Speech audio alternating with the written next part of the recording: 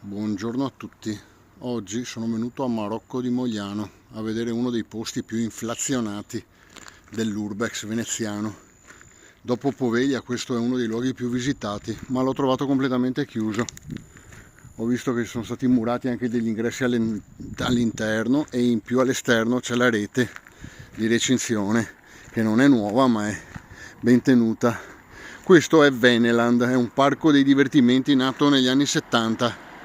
Un parco a tema e che è ormai, come potete vedere, da parecchi decenni abbandonato. Saranno almeno 30 anni che è abbandonato, non ci sono neanche più i tetti, le coperture, sono dei capannoni giganteschi, capannoni lunghi più di 100 metri e purtroppo, ripeto, è tutto abbandonato.